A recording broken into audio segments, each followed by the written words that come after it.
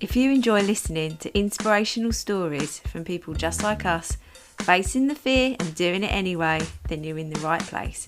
My name is Claire Hill, and this is the No Rest for the Vivid podcast.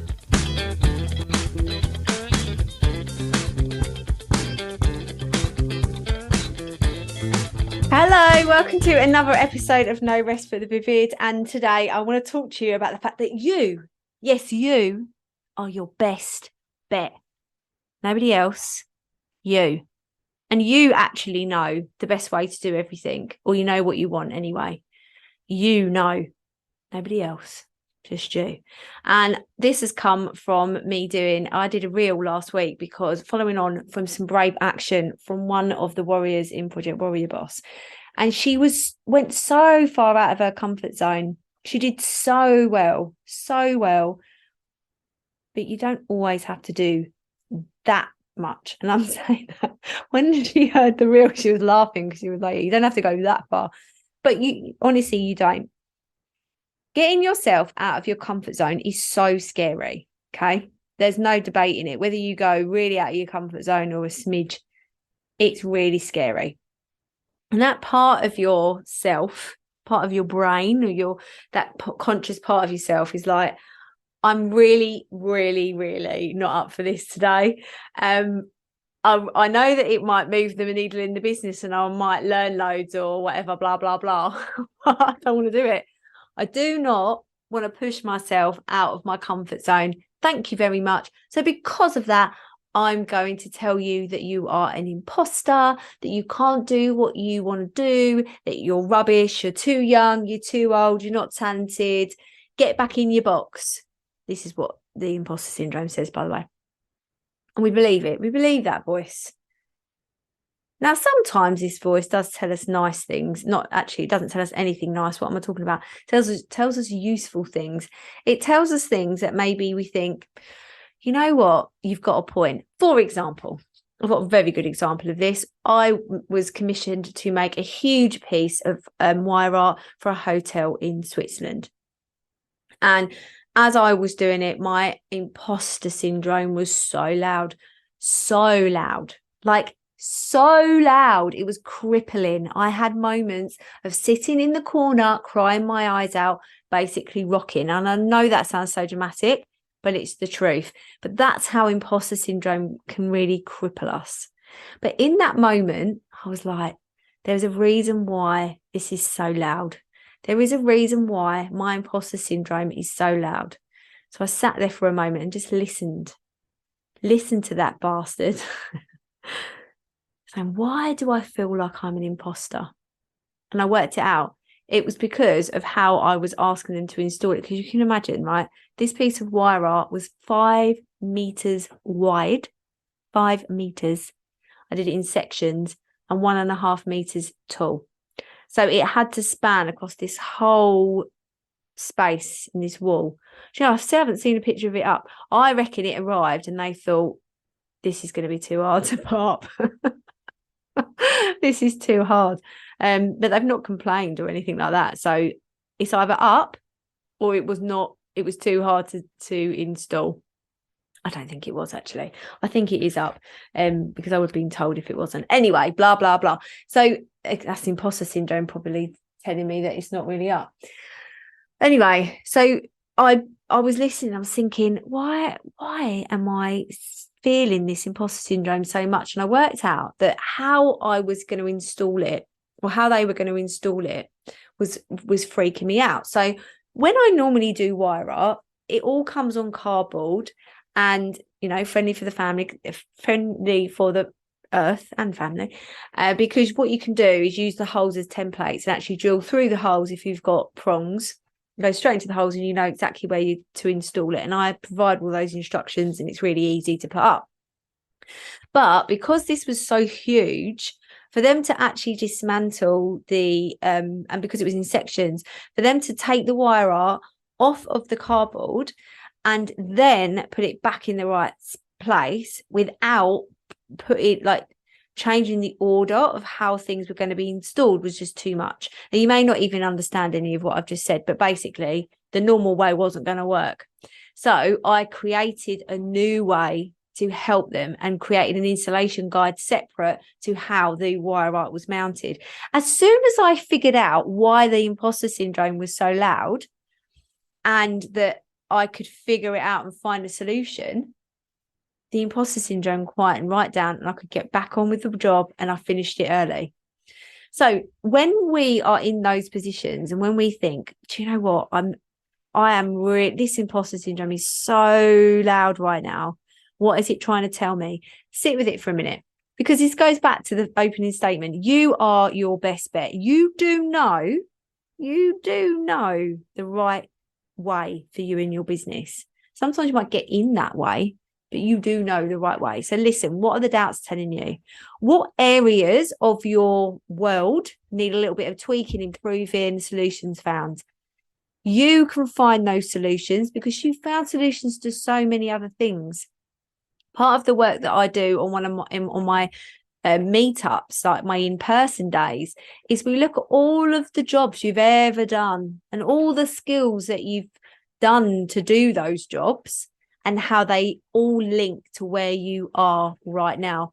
Even from the fact that when I used to work in a hairdresser's when I was 15, I had a little daily checklist that I now use that same skill, and I've used that skill again and again in lots of different jobs, and it works for the business as well, because I didn't like sitting around doing nothing. So I had like essentials I needed to do. Then I had like I think I had like monthly jobs or fortnightly jobs, and then I had like jobs that I would do because I enjoyed it, like polishing some things or tidying the bottles or towels or whatever. So I had this like this element of me thinking, I could be really on top of things and never be sitting around doing nothing. That skill has remained with me throughout. So there's skills that you have that have kept you going through all of this where you are now. That means finding a solution. The fact that you probably got a family, you've got a business, you started the business, you may even have a job as well. You may have rerunning a whole home. I'm not being funny, but anybody that has a family, or even if you don't have a family, anyone that has a home, so basically, I'm going to say 99% of you have your own home, or, as in somewhere you live. I'm not going to say 100% because my husband works for the homeless strategy team. So, you don't know, somebody might not have a home. But if you do, then you are able to project manage and find solutions to problems. Like if your car breaks down, just sit there and just go, oh my God, my car's broken down, and not do anything about it. No, you're resourceful. You figure it out. You figure out whatever it is. Even if in that moment you're going, oh my God, my car's broken down, and you have a bit of a meltdown, that's fine. Have a cry, let it out, and then go, right, what's the solution? I'm my best bet. I know the way. I can figure it out. There's a coach. Her name is Marie Bug. I've forgotten her last name, but she always says everything's figure outable. It is totally 100%, because you are your best bet. I was saying this as well because in the reel, and over the weekend, I had a bit of an epiphany as well, because my husband wanted to get all of his old Lego out of the cupboard and sort it for my son, because he's at that point now where he's obsessed with Lego. They both are obsessed with Lego. And Jackson needed a few more like bricks to build bigger things. I do like Lego, but I'm not as obsessed. I rather write. I love writing. Anyway, no diss to Lego. I bloody love it. But not as much as they do. Anyway, I digress.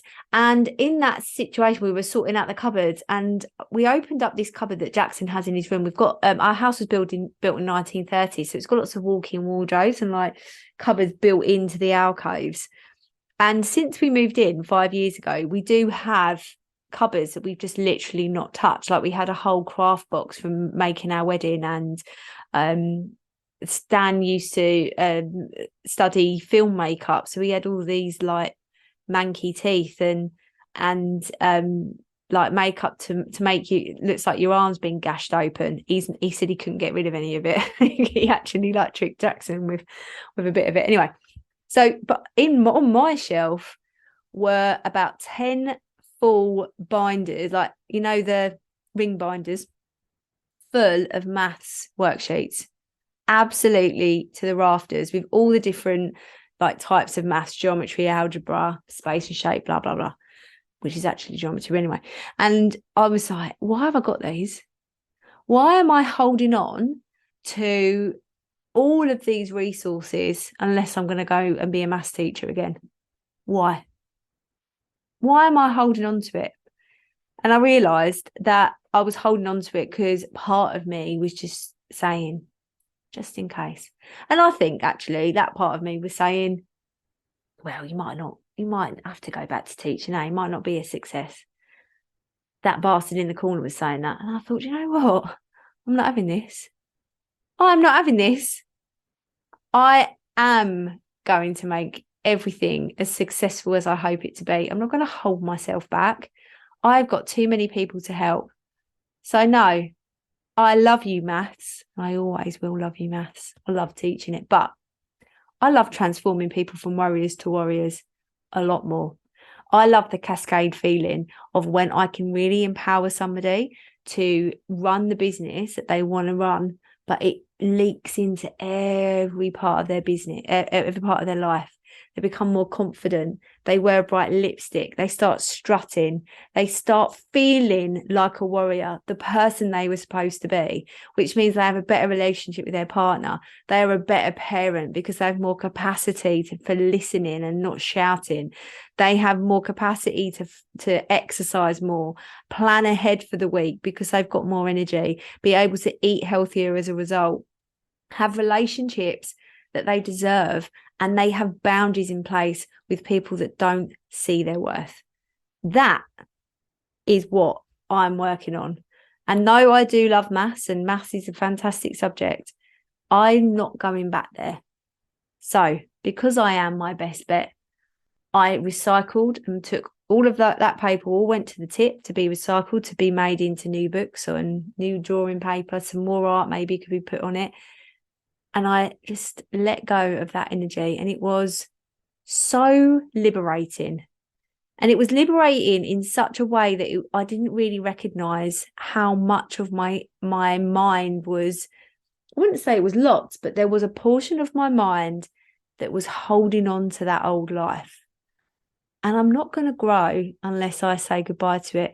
I'm not going to grow unless I fully invest in the fact that I am my best bet. That Claire Hill, is exactly where she is supposed to be. I'm doing exactly, that bit doesn't make sense. I'm doing exactly what I am supposed to be doing. I am helping the right people. And I'm just going to trust the process. Always. I'm going to hold my nerve. I'm going to listen to my gut feeling because I am my best bet and I know what is right for me and my business. So I welcome you to believe the same, that you are your best bet. Every choice you have made, whether in the moment you thought it was the wrong choice or the right choice, it has led you exactly to this moment, listening exactly to this podcast right now.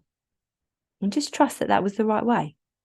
Your gut led you to the right place for you. And whether it feels a little bit uncomfortable right now or not, it's not going to be uncomfortable forever. And actually, as soon as it gets comfy, find another way to feel a little bit more uncomfortable so you're growing again. But you are your best bet. Promise. And if you liked this episode, please share and subscribe. And you could sign up to my Rescue Remedies free workshop in the bit below. Those words. What's it called? All my words have gone, literally. That's it. My tank is empty now of words. What's it called? Show notes. That's it. Have a wonderful day wherever you are. And if you did take anything from this episode, please get in touch. I love a message. Email me, find me on Instagram, say hi. Love to hear from you. All right, take care. Thank you so much for listening to the No Rest for the Vivid podcast, written, produced and hosted by Claire Hill, and music has been composed by my brother, Phil Victor.